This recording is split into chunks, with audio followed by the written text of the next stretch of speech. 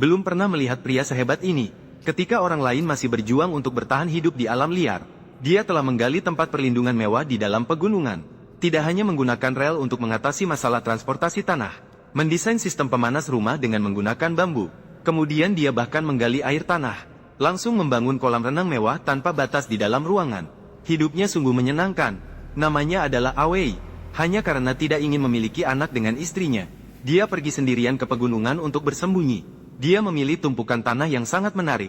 Tanah di atasnya berwarna keemasan dan lembut, sangat cocok untuk tinggal selamanya. Maka dia segera mengambil cangkul dan mulai menyerang. Berkat pengalaman bertahun-tahun sebagai pekerja konstruksi, kekuatan lengan Awei sungguh luar biasa. Ditambah dengan tekadnya untuk menjauh dari istrinya, jadi dia segera menggali lubang yang cukup besar untuk dirinya sendiri. Kemudian dia mengubah arah, mulai memperluas ruang aktivitas yang lebih besar ke segala arah. Dan dengan semakin banyaknya tanah yang digali, dia harus membersihkan tanah yang digali setiap saat. Dia meratakan sudut-sudutnya, kemudian gunakan ranting dan tali, menggambar lingkaran di tumpukan tanah, kemudian membersihkan tanah di luar lingkaran dengan sekop.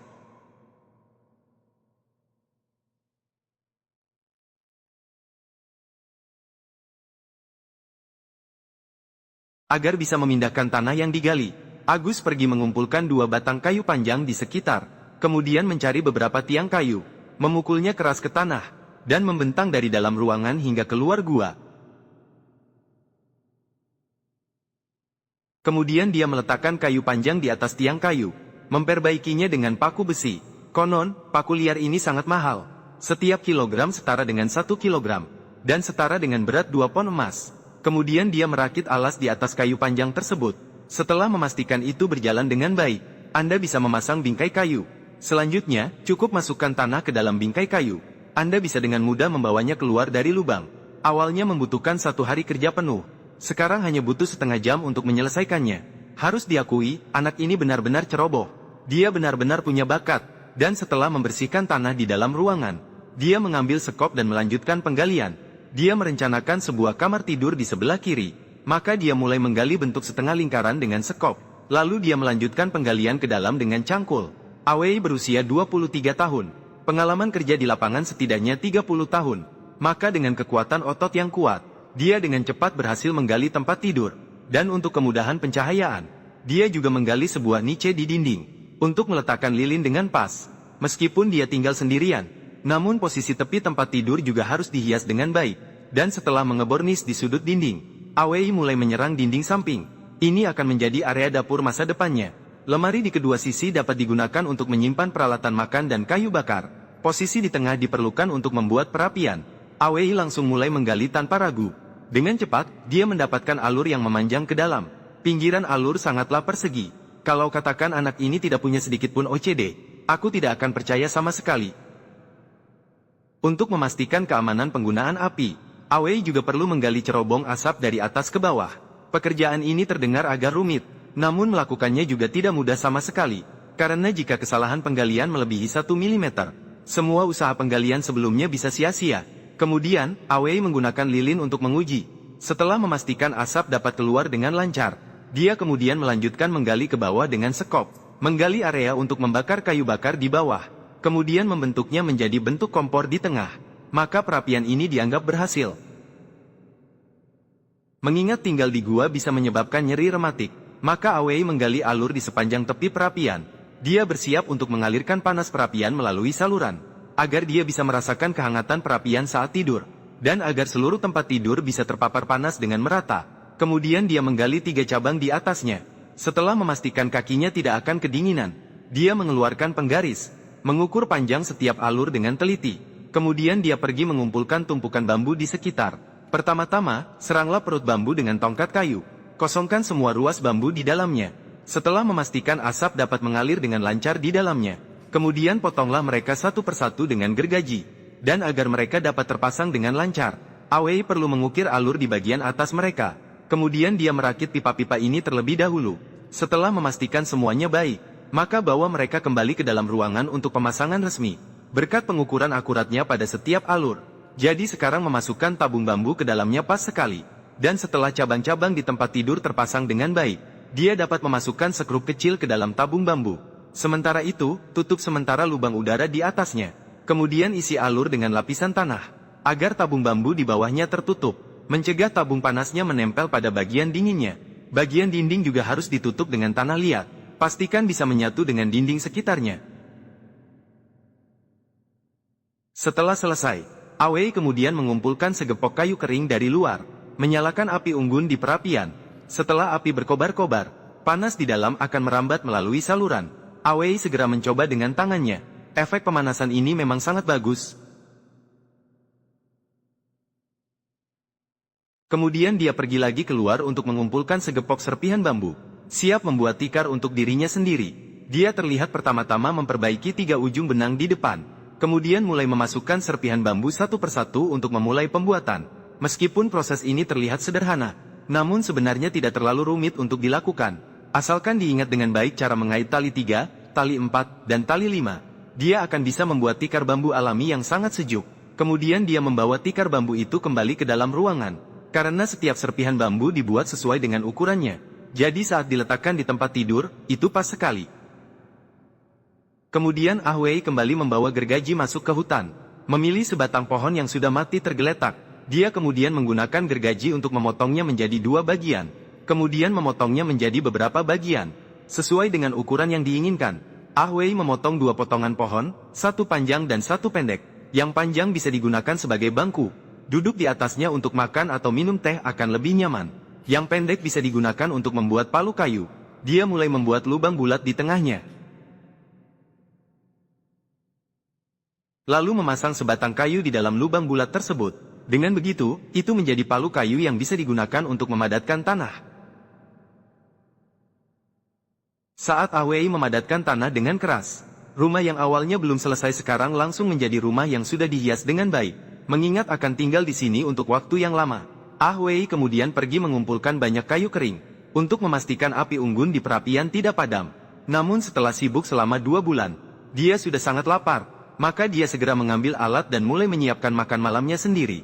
Mengingat tubuhnya masih dalam masa pertumbuhan, dia memutuskan untuk makan beberapa sosis panggang malam itu. Dan setelah ditusuk dengan tusuk bambu, perlu membuat ukiran bunga di atasnya. Barulah bisa dipanggang dengan lebih sedap. Kemudian digoreng dengan api kecil selama 15 menit. Disajikan dengan sepiring saus tomat. Rasanya sungguh lezat.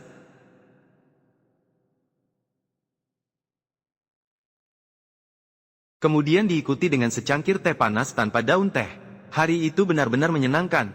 Setelah makan dan minum kenyang, dia pun menambahkan kayu bakar ke perapian. Lalu menata matras di atas tempat tidur, dan kemudian tidur dengan tenang di atasnya. Keesokan harinya pagi, dia mulai menggali tanah lagi. Dia bersiap untuk membangun kamar mandi di sebelahnya lagi. Menggunakan teknik penggalian yang sama, mulailah dengan menggali ruang yang cukup luas untuk bergerak. Kemudian, ubah arahnya. Lanjutkan ekspansi ke dalam gunung.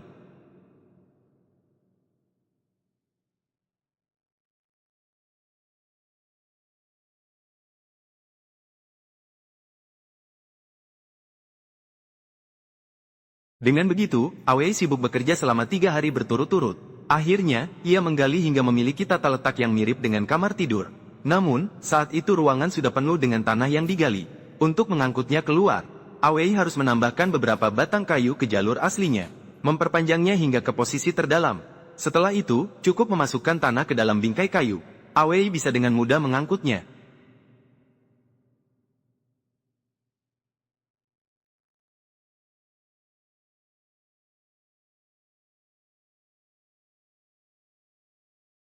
Setelah semua tanah dibersihkan, Awei kemudian mengambil sekop dan melanjutkan penggalian ke bawah. Awalnya ini adalah tempat tidur. Namun, ia malah menggali lubang setengah meter dalam. Ternyata ini adalah kolam renang tak berbatas yang dibuatnya untuk dirinya sendiri. Sebagai seorang pria yang memperhatikan detail hingga ke titik terkecil, sekitarannya juga harus dihaluskan menjadi permukaan yang rata. Untuk memudahkan pengaliran air kemudian, di bawah kolam renang perlu digali lubang kecil. Setelah selesai, Ahwei kemudian mencari tabung bambu. Setelah bagian atasnya dipotong, mengosongkan dinding dalamnya dengan pisau kecil. Ujung lain dari tabung bambu juga perlu dihaluskan, mendapatkan lapisan tipis, agar bisa dirangkai kembali, kemudian dimasukkan ke lubang kecil di bawah kolam renang. Ahwei hanya perlu mengontrol penutupnya, untuk bisa mengalirkan air ke kolam renang kapan saja.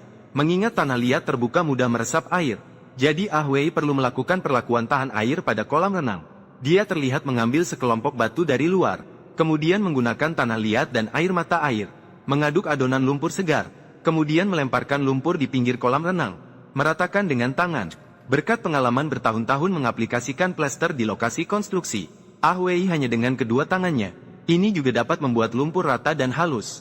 Kemudian, saat lumpur masih basah, taburkan batu kerikil secara merata.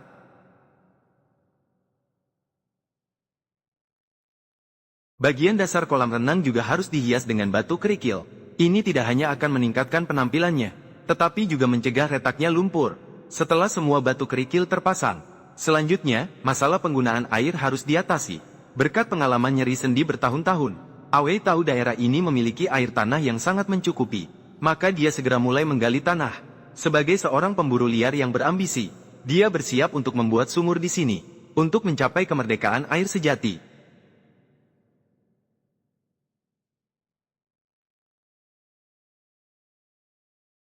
Saat penggalian sumur semakin dalam, Ah Wei harus menggunakan tiang kayu dan tali, untuk membuat tali pengaman, sehingga dia bisa masuk dan keluar dari sumur dengan mudah. Akhirnya, setelah menggali 5 meter ke bawah, tanah di bawah mulai merembes air. Harus diakui bahwa efek keluarnya air ini sungguh luar biasa. Sangat bagus. Lalu Ah Wei turun dari tanah, dan mengingat bahwa lubang sumur terbuka cukup berbahaya. Jadi dia bersiap untuk menambahkan penutup sumur di atasnya. Dia menggabungkan beberapa papan kayu, menjadi sebuah pintu besar. Kemudian dia membuat alat penggaris sederhana dari tali, menggambar lingkaran di atas papan kayu, kemudian cukup memotong bagian yang berlebihan, maka menjadi penutup sumur berbentuk lingkaran. Penutup sumur juga perlu ditambahkan pegangan di tengahnya. Dan setelah selesai, Ah Wei membawa sepotong batang pohon lagi, menggunakannya untuk dipotong dengan gergaji, memotongnya menjadi 2 bagian dari tengah, kemudian menggunakan pahat dan palu, mengosongkan bagian tengahnya.